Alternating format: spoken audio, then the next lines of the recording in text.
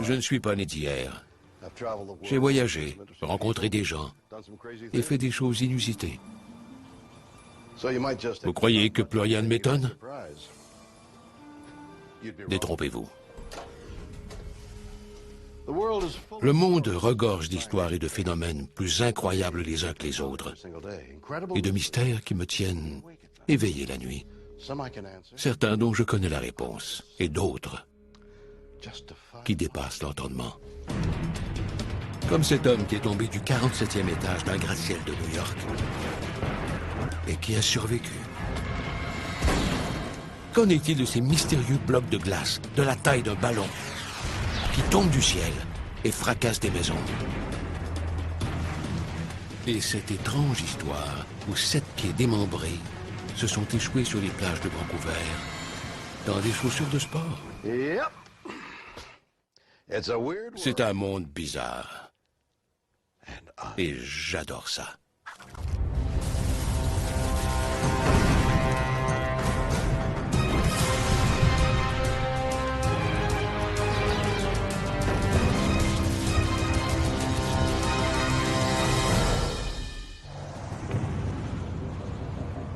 « 7 décembre 2007. Les New-Yorkais sont témoins d'un des accidents les plus étranges de leur histoire. J'ai regardé là-haut et je me suis dit que c'était tout simplement impossible. C'est à n'y rien comprendre. Un accident tragique dont le dénouement défie la raison. Écoutez bien. Notre vie est régie par des lois qu'on doit observer et qui guident notre conduite. Mais ces règles ne nous empêchent pas de faire ce qu'on veut. Il en va autrement pour la science. Prenez par exemple la physique. Il y a certaines lois de la physique qu'on ne peut pas réfuter. Des faits qu'on tient pour acquis. La loi de la gravité ne laisse pas vraiment place à l'interprétation, n'est-ce pas? Noël approche à grands pas. C'est une période de réjouissance pour tous les New-Yorkais, y compris pour les frères Alcides et Edgar Moreno. Pour eux, le 7 décembre est une journée de travail comme les autres. Mais leur travail est loin d'être banal. À des dizaines de mètres au-dessus des rues de la ville, Alcides et Edgar font un travail à donner la chair de poule. Ce sont des laveurs de vitres de gratte-ciel. Les laveurs de vitres que j'ai rencontrés semblent aimer leur travail. Ils peuvent profiter du lever du soleil chaque matin. Ils ont choisi de faire ce travail et ils l'aiment. Aujourd'hui, les deux frères laveront les vitres des résidences solo de la 66e rue Est, une tour de verre de près de 120 mètres. Sur le toit, ils se préparent à mettre en marche la plateforme qui les tiendra suspendus le long de l'immeuble pendant qu'ils travaillent. Ce qu'ils ignorent, c'est qu'elle comporte une sérieuse défaillance et qu'ils sont sur le point d'être victimes d'un terrible et spectaculaire accident. Les deux laveurs de vitres se préparaient à monter sur la plateforme. Ils avaient apporté tout leur matériel sur le toit, un seau d'eau chaude, des racloirs. L'équipement était chargé sur un chariot mécanique qui devait les maintenir en place. Les photos de cette journée montrent que les frères avaient déposé leur goûter avant de positionner la plateforme. Elle fait environ 7 mètres de longueur sur 1 mètre de largeur. Elle est conçue pour accueillir 2 ouvriers. Ils ont positionné le chariot et sont montés sur la plateforme. Quand ils sont montés sur la plateforme, elle a immédiatement cédé.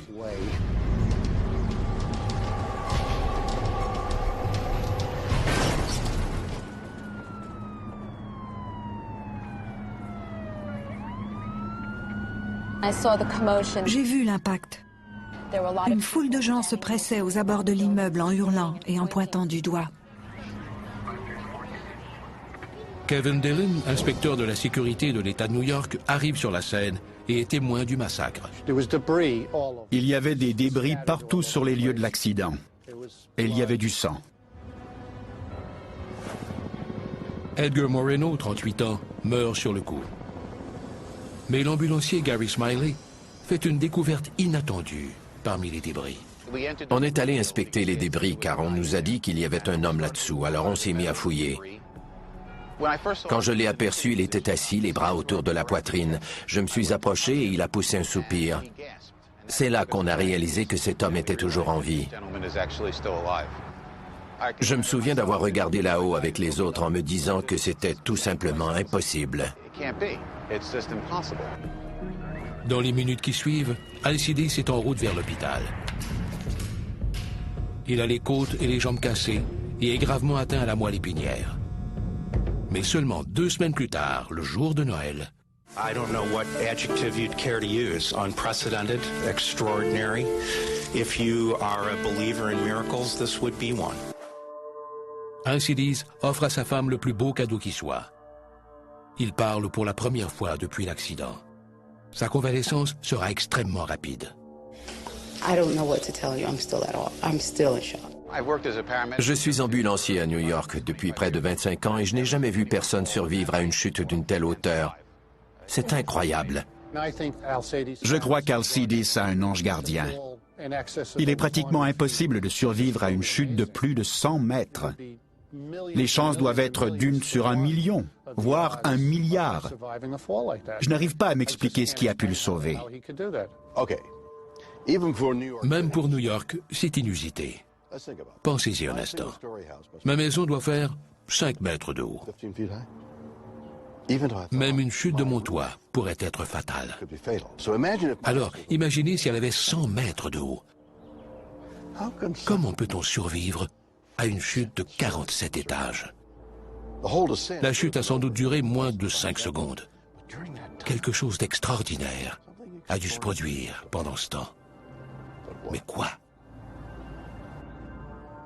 Essayons de résoudre ce mystère en apparence impossible en remontant les faits. C'est là-haut que les inspecteurs ont découvert que la cause de l'accident était peut-être la clé du mystère entourant la survie d'Alcides Moreno. D'après les preuves recueillies sur les lieux de l'accident, la chute aurait été déclenchée par 2 erreurs simples, mais fatales. La première a été commise par les frères Moreno eux-mêmes.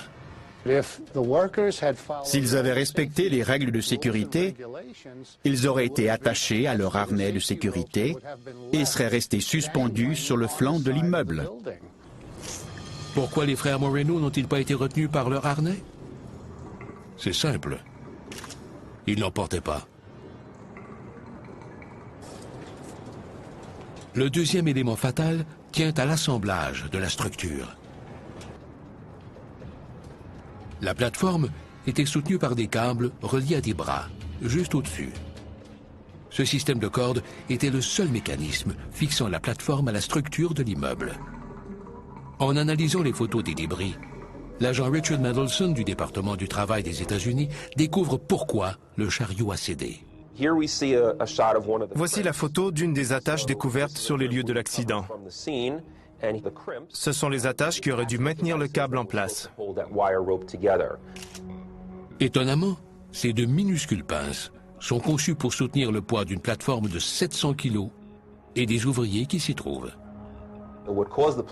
La plateforme est tombée parce que les attaches n'étaient pas fixées correctement. Comme elles n'étaient pas assez serrées, le poids des 2 frères qui ont pris place sur le chariot a suffi à provoquer la chute de la plateforme. D'après ce qu'on sait, les 2 attaches auraient cédé au même moment.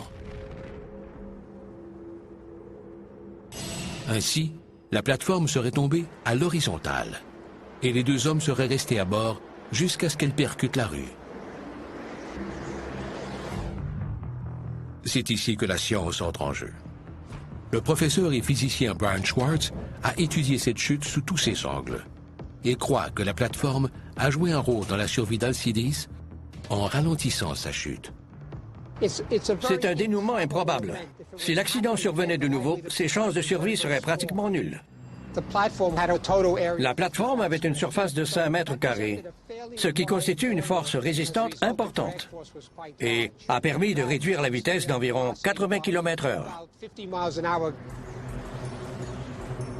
Récapitulons. Quand un objet tombe, la résistance de l'air le pousse dans la direction opposée à la force de la gravité. Si les hommes n'avaient pas été sur la plateforme, ils auraient heurté le sol à environ 180 km/h. Mais puisque la force de résistance agissait contre la plateforme, ils ont été ralentis à environ 100 km/h. Vous me suivez?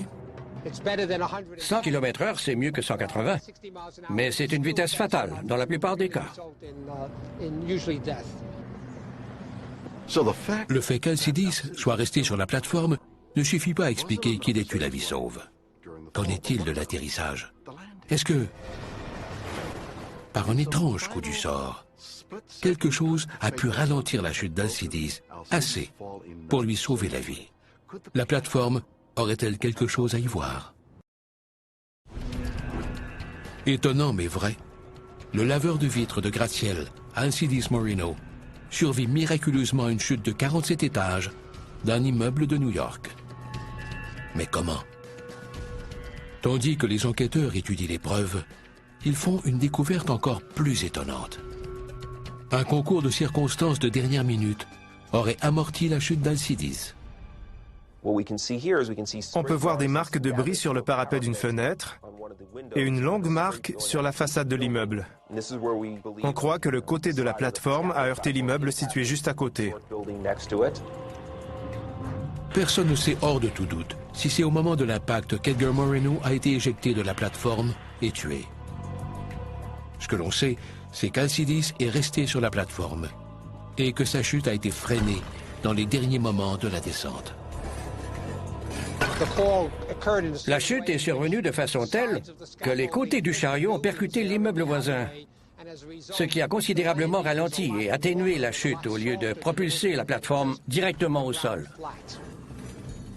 Après avoir heurté un parapet, la plateforme percute le mur d'un immeuble voisin et se replie sur elle-même, ralentissant la chute et sauvant la vie d'Alcides. Quand la plateforme a heurté le mur de l'immeuble voisin, elle s'est pliée en forme de V, exactement à l'endroit où Alcides se trouvait lors de l'impact. Mais comment a-t-il pu avoir la vie sauve? J'adore les courses de NASCAR. Quand j'étais petit, on regardait en famille ces horribles accidents où les voitures font des tonneaux et s'enflamment. Puis, tout à coup, on voyait le pilote se détacher et sortir indemne des flammes. Je me demande encore comment les pilotes pouvaient survivre à ces accidents. À mon avis, c'est exactement le même phénomène. La plateforme s'est repliée sur lui et a formé une espèce de cage protectrice.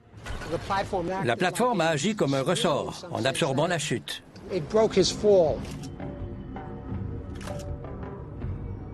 Quelle ironie. La plateforme à l'origine de l'accident a protégé Alcides d'une mort certaine. Mais ce n'est pas tout.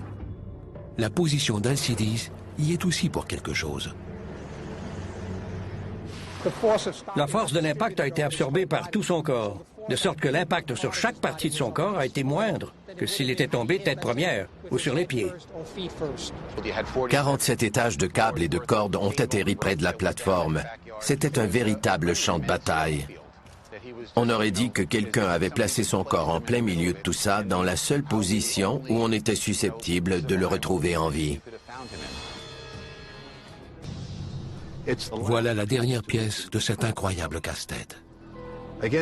Contre toute attente, un étrange concours de circonstances a sauvé la vie de ce laveur de vitres.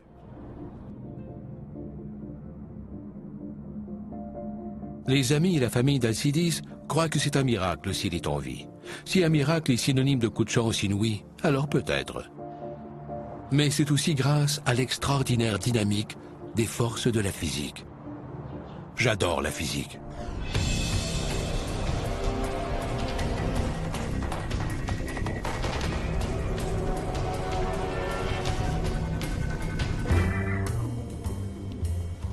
Inutile de me dire que le monde dans lequel on vit est parsemé de dangers.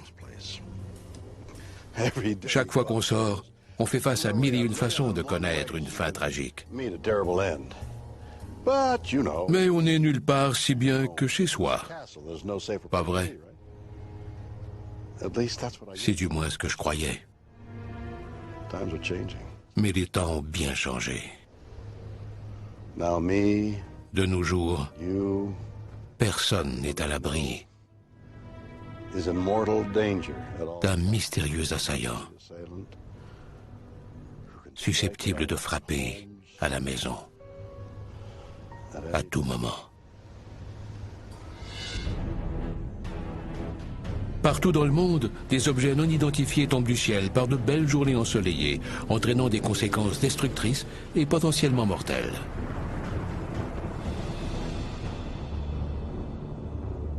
Nous sommes dans le village paisible de Brush, au Colorado. Donald Hagen était dans le confort de son foyer quand elle a été attaquée. Voilà ma maison. Ce samedi-là, ma fille et moi nous sommes levés et avons relaxé comme tous les samedis matins.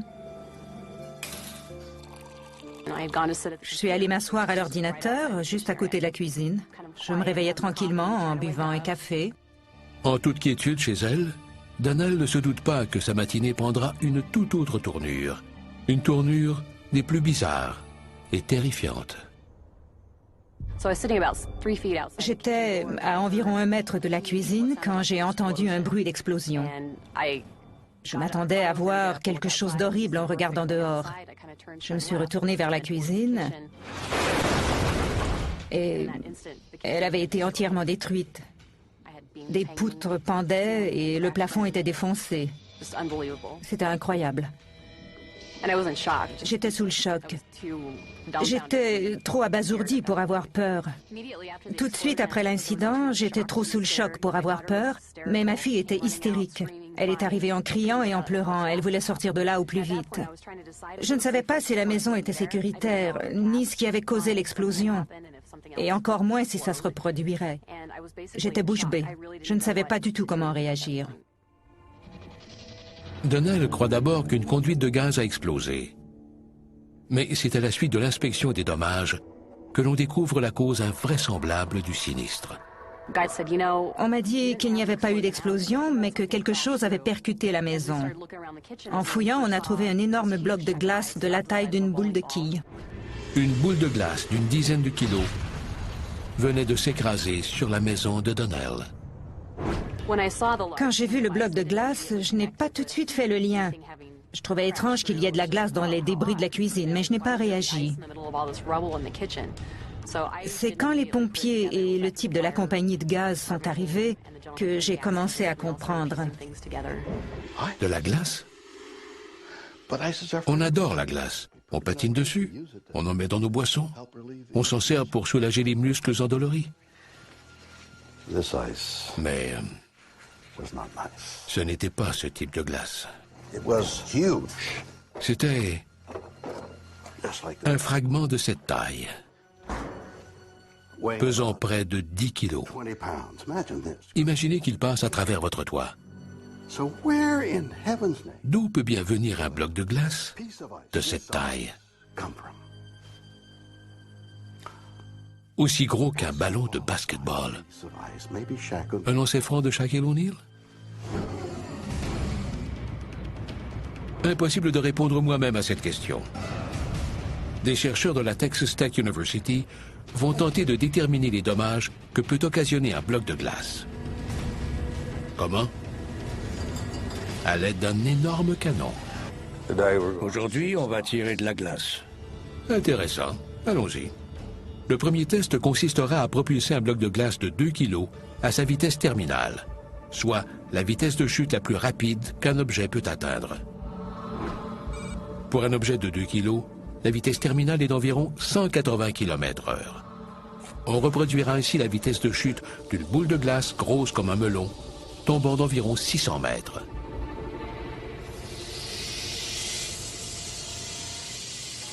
Attention, 3, 2, 1...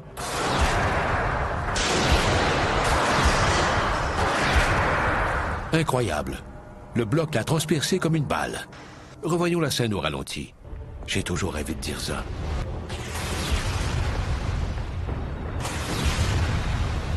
On sait maintenant qu'un bloc de glace peut défoncer le toit d'une maison, mais cela n'a rien de comparable aux dégâts causés par celui qui a percuté la maison de Donnell. On estime qu'un bloc de la taille de celui qui a traversé le toit de Donnell se déplaçait à une vitesse terminale d'environ 240 km/h. Mais ce test n'est qu'à demi concluant, car on ne connaît pas la hauteur de laquelle est tombé le bloc de glace. Pour le savoir, il nous faudra plus d'indices. La première cause que l'on pourrait être tenté de suspecter est la grêle. Les gouttelettes d'eau gelée qui se forment lors des orages à près de 21 000 mètres d'altitude sont reconnues pour causer de sérieux dommages. Comme en 2007, à Edmonton au Canada, où des grêlons de la taille de balles de baseball se sont abattus sur un secteur résidentiel.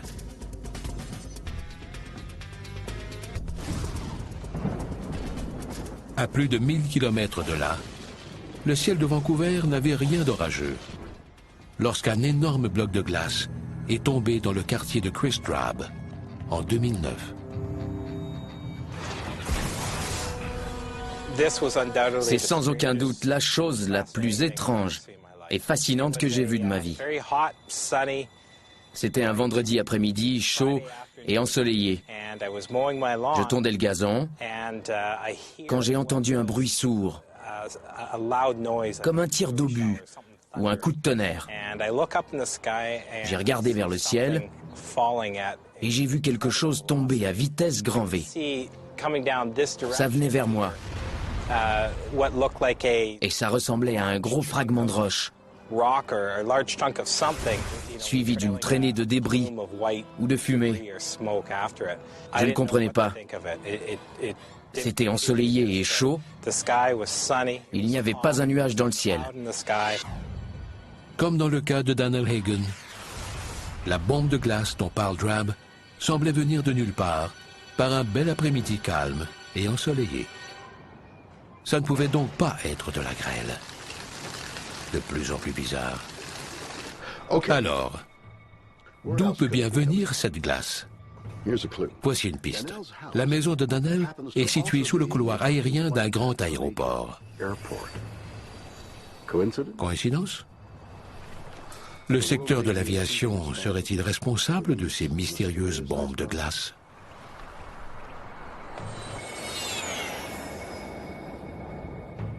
Comme l'explique le pilote professionnel Stuart McCaskill, le secteur de l'aviation connaît ses propres problèmes de glace. Plusieurs accidents sont survenus à cause de la glace. La formation de givre est l'une des principales préoccupations de tout pilote. La glace se forme sur les avions de deux façons, au sol et en vol. Le givre en vol se forme lorsqu'un avion passe à travers un nuage formé de gouttelettes glacées qui gèlent sur le coup de l'impact. La glace se forme au contact de gouttelettes d'eau glacée. Elle ne s'accumule pas uniformément sur les ailes, ce qui provoque l'instabilité aérodynamique de l'appareil. C'est comme si la glace freinait la portance de l'avion. Nul doute que la glace peut causer d'importants problèmes. C'est pourquoi l'industrie de l'aviation a mis au point de l'équipement anti-givrage de pointe. On s'est penché sur la roue et sur l'aile. Désolé, j'ai le nez qui brille. Mais y a-t-il un endroit où on n'a pas encore regardé?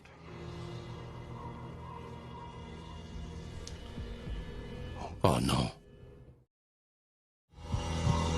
Qu'en est-il de la légende urbaine, voulant que les avions déchargent le contenu de leurs toilettes en plein vol? Le bloc de glace de 10 kilos, qui a démoli la cuisine de Daniel Hagen, pourrait-il provenir des toilettes d'un avion de ligne qui passait par là?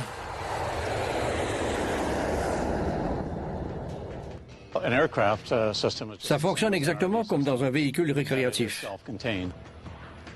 Voici le panneau d'accès à la cuvette des toilettes qui permet de la vider une fois au sol. Il n'est pas accessible en vol. S'il advenait que le contenu s'échappe, il serait minuscule et ne pourrait certainement pas donner naissance à un bloc de glace. Je ne vois vraiment pas comment un bloc de cette taille aurait pu se former sur un avion et se détacher ensuite pour tomber sur Terre. Je ne vois pas comment cela aurait pu se produire. Ça donne froid dans le dos.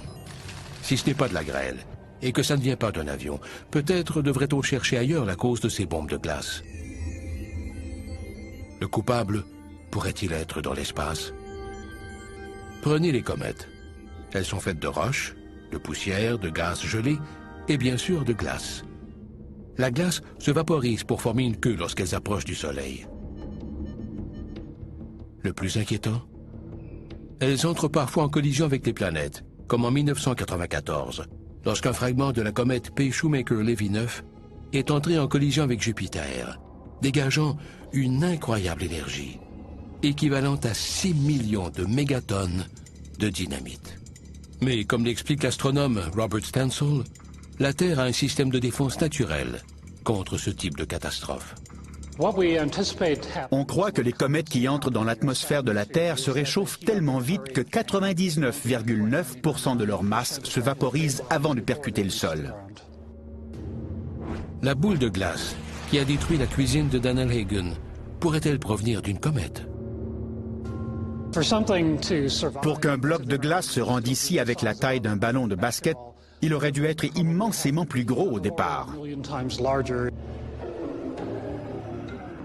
C'est le problème.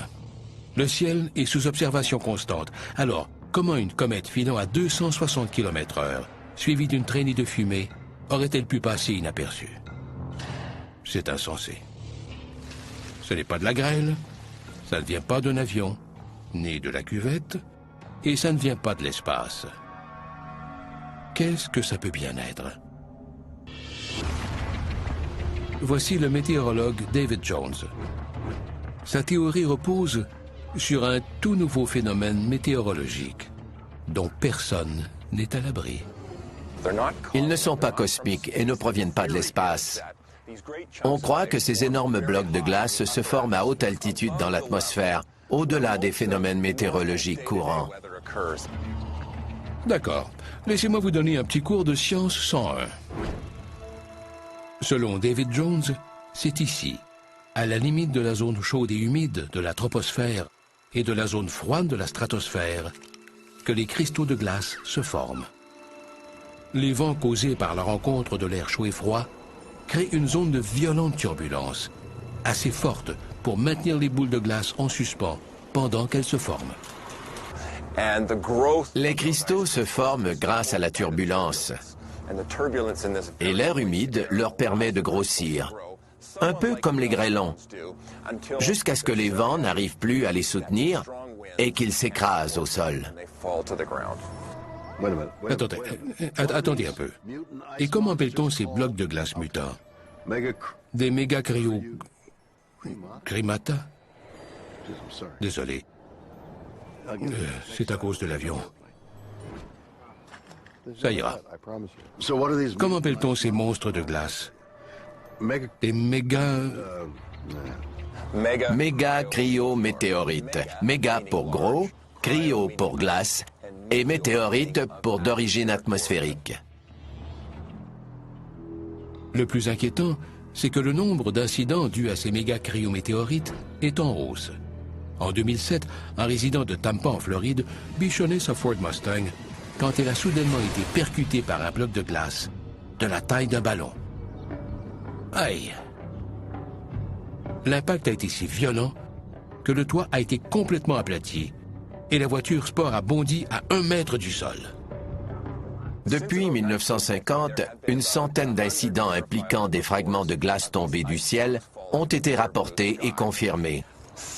Depuis environ 2001 seulement, plus d'une cinquantaine d'incidents ont été rapportés. D'après de nombreux scientifiques, les méga-cryométéorites pourraient être une autre conséquence du réchauffement climatique et du surplus d'air chaud qui atteint la stratosphère. Impossible de prédire si ce drôle de phénomène prendra de l'ampleur dans l'avenir. Que la théorie des méga-cryométéorites soit vraie ou non, une chose est sûre. Vous feriez mieux de garder un œil sur le ciel. car vous pourriez être surpris. Et moi aussi.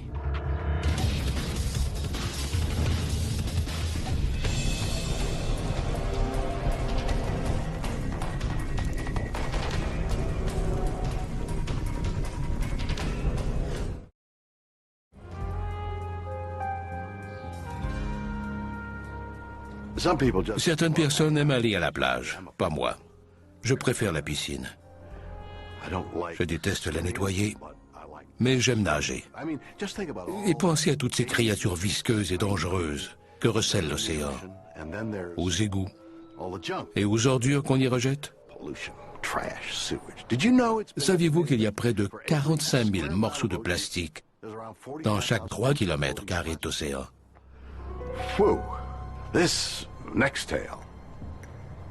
La prochaine histoire concerne les débris les plus sinistres et mystérieux jamais échoués sur les plages de l'Amérique du Nord. Vancouver, en Colombie-Britannique, célèbre partout dans le monde pour les Jeux olympiques d'hiver de 2010, et tristement célèbre pour cette série de découvertes macabres. Le 20 août 2007, à Jedediah Island, une jeune fille fait une macabre découverte en prenant une marche sur la plage.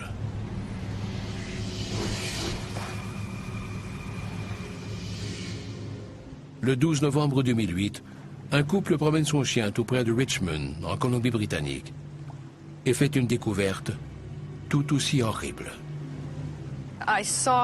J'ai vu une chaussure de sport échouée sur un rocher. J'ai eu un drôle de sentiment. Quelque chose me disait d'aller voir de plus près. Sa curiosité se transforme en peur quand elle regarde à l'intérieur. Il y avait décidément quelque chose, mais je ne voyais pas quoi. La chaussure était plutôt en bonne condition. En regardant de plus près, j'ai cru que c'était une vulgaire chaussette de sport, mais il y avait bel et bien un os à l'intérieur. Et c'est ici que ça se gâte. Car ce n'étaient pas des restes d'animaux, c'était un pied humain. Voyons voir. 2 plages de Vancouver et 2 pieds non apparentés. Une découverte choquante, certes, mais pas si étonnante à en croire la police. Plusieurs cours d'eau entourent la région de Vancouver. Alors il n'est pas si étonnant de retrouver des restes humains de toutes sortes échoués sur les plages. Ces 2 pieds ne sont que le début, et tandis que d'autres chaussures sont découvertes, la nouvelle sème rapidement la crainte dans la région.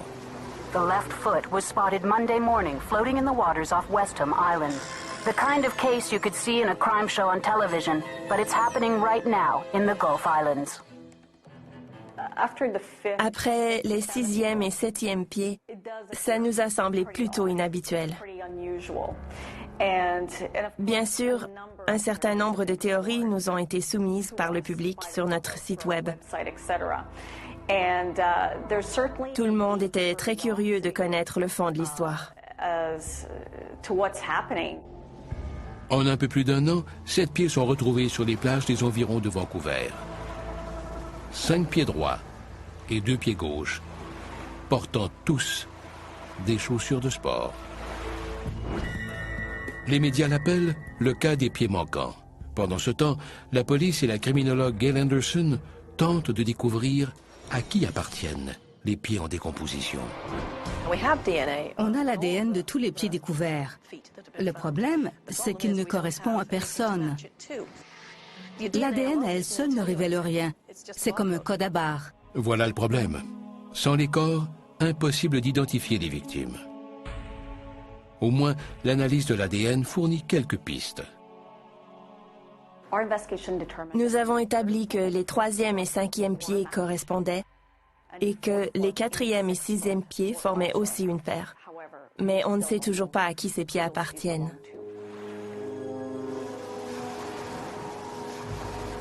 Le cas des pieds manquants.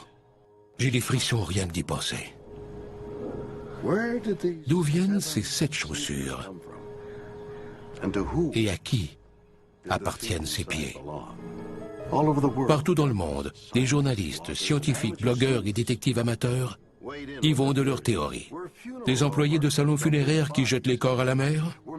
Un coup monté tordu, réalisé par des étudiants en médecine? Ou est-ce l'œuvre d'un autre meurtrier en série de Vancouver? Oui, j'ai bien dit un autre. Certains ont cru qu'il s'agissait d'un autre tueur en série. En 2007, Robert Pickton est condamné pour le meurtre de 6 femmes de Vancouver et accusé du meurtre de 20 autres. Aurait-il quelque chose à voir avec ses pieds? Si les pieds avaient été coupés par un tueur en série, les signes d'un tel acte auraient été visibles pour des experts légistes, comme le coroner Jeff Dolan. Que la séparation des membres soit naturelle ou volontaire, les experts procèdent à des analyses qui leur permettent de déterminer comment exactement l'os a pu se détacher du reste du corps. Les conclusions de l'équipe sont surprenantes. Rien ne laisse croire que ces os ont été séparés mécaniquement. Ils se sont détachés naturellement à l'articulation. Si les pieds n'ont pas été séparés intentionnellement, que s'est-il passé? Gail Anderson croit avoir la réponse grâce aux expériences qu'il réalise sur les corps submergés en décomposition. Voici Venus, le Victoria Experimental Network Under the Sea. Il permet d'étudier la décomposition des corps sous l'eau et les organismes qui s'en nourrissent. Quand un corps échoue sur le rivage, on l'examine pour voir si les marques qu'il porte sont normales, relèvent d'un acte criminel ou sont causées naturellement par la faune locale. Plutôt que de jeter un cadavre de plus à la mer, Gail Anderson utilise des cochons. Les carcasses de cochons se décomposent de manière très similaire à celle des humains. Les animaux terrestres et aquatiques s'en nourrissent exactement comme ils le font avec un corps humain. C'est pourquoi on les utilise dans nos expériences. Ils permettent de mieux comprendre ce qui a pu arriver dans le cas d'un humain. D'après Mme Anderson, la mer est un lieu très inhospitalier pour les corps. Grâce à Venus, on peut observer la décomposition en direct, particulièrement le travail des crabes et des petits homards. Une fois que la chair se décompose, le corps se démembre très rapidement, un processus macabre appelé désarticulation. Les poignets et les chevilles sont faits de très petits os, alors ils se désarticulent très facilement par eux-mêmes. Bien. Si le processus de décomposition sous-marine amène les parties du corps à se désarticuler, alors pourquoi seulement des pieds ont-ils été retrouvés sur les plages de la Colombie-Britannique? Pourquoi pas des mains? Ou même des têtes? La réponse se trouve peut-être dans la chaussure elle-même. Les pieds découverts portaient des chaussures de course. Si vous lancez une chaussure de sport dans la piscine, elle flotte, car elle a une flottabilité positive. C'est sans doute ce qui explique qu'on ait retrouvé des pieds et non le reste du corps. Très bien. On sait que les pieds se détachent naturellement quand le corps se décompose. On sait également pourquoi on ne retrouve que les pieds. Mais reste encore à savoir d'où viennent les 7 pieds. En un peu plus d'un an, 7 pieds démembrés se sont échoués sur les plages des environs de Vancouver. La police de Vancouver sait qu'ils n'ont pas été sciés et qu'ils ont flotté jusqu'au rivage grâce aux chaussures. Mais l'origine de ces pieds reste un mystère. Plusieurs ont cru qu'ils appartenaient à des victimes du tsunami de 2004 en Asie. Une théorie appuyée par le fait qu'une de ces chaussures était seulement vendue en Inde en 2003. On a reçu des appels, des courriels et des lettres de personnes ayant perdu des membres de leur famille dans le tsunami. Ça me semble plausible, mais d'après l'océanographe Eddie Carmack, la théorie du tsunami coule à pic. Les océans forment un système de courants de surface appelé tourbillons marins.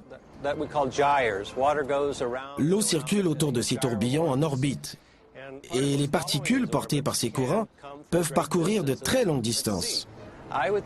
Il est peu probable que ces pieds proviennent de l'océan Indien. Les courants océaniques ne suivent pas une trajectoire directe et précise. Si un objet avait dérivé d'aussi loin, ça lui aurait pris bien plus qu'une décennie pour se rendre ici.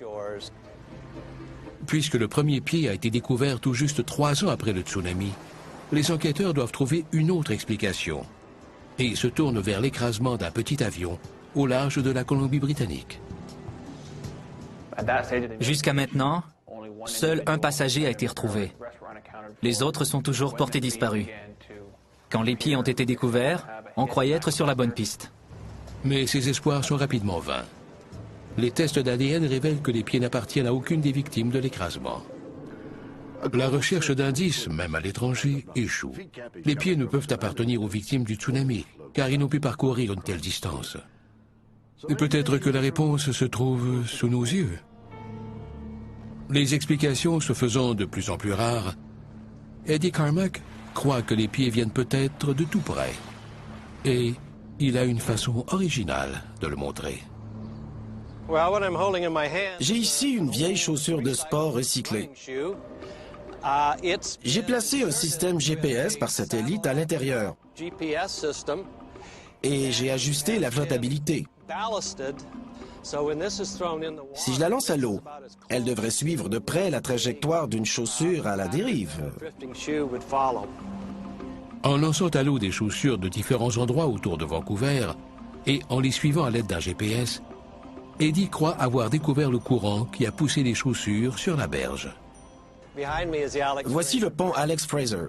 Le fleuve Fraser coule de gauche à droite vers l'océan. 3 chaussures ont été découvertes sur les îles en aval, à l'embouchure du fleuve. Le trajet correspond donc au courant du fleuve. Il semble que le fleuve, et non l'océan, soit la source des chaussures. Mais les enquêteurs n'en savent pas plus et commencent à désespérer. On a publié les photos des chaussures dans l'espoir que quelqu'un les reconnaisse et nous aide à identifier leurs propriétaires. Cette stratégie semble hasardeuse, mais porte ses fruits. Le premier pied découvert à Jedediah Island le 20 août 2007 a été identifié comme appartenant à un homme de la vallée du Bas-Fraser, porté disparu depuis un moment.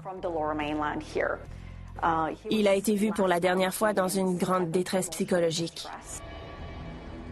Tout à coup, alors qu'on s'y attendait le moins, une théorie est retenue pour expliquer la présence de pieds désarticulés, ne portant aucun signe de violence. Tous découverts dans le fleuve, à proximité d'un pont. Il pourrait s'agir de suicides, de personnes qui se sont jetées d'un pont. Notre base de données contient un certain nombre de personnes présumées mortes, dont seul le véhicule a été retrouvé garé sur un pont. Bien que la théorie du suicide soit la plus plausible, ce n'est encore qu'une théorie. Les enquêtes sont toujours ouvertes. Aucun cas n'a été résolu. On n'aurait jamais cru se retrouver avec 7 pieds. Seul le temps nous dira s'il y en aura un 8e. Finalement, il n'y a pas de réponse claire. Seulement plus de questions. Après 3 ans, 7 pieds et une foule de questions, le cas des pieds manquants demeure un mystère entier.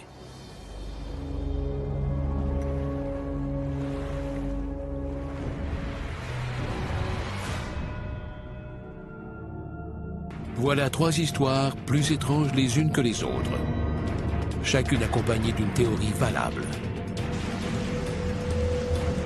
Alcides Moreno a-t-il survécu à sa chute grâce à un concours de circonstances qui lui a sauvé la vie? Il semble que oui. Les bombes de glace qui tombent du ciel par beau temps seraient-elles une nouvelle conséquence du réchauffement climatique? Peut-être. Et trouverons-nous un jour une explication concluante dans l'affaire des pieds manquants de Vancouver? Qui sait? À la prochaine pour 3 nouvelles histoires. Plus bizarres les unes que les autres.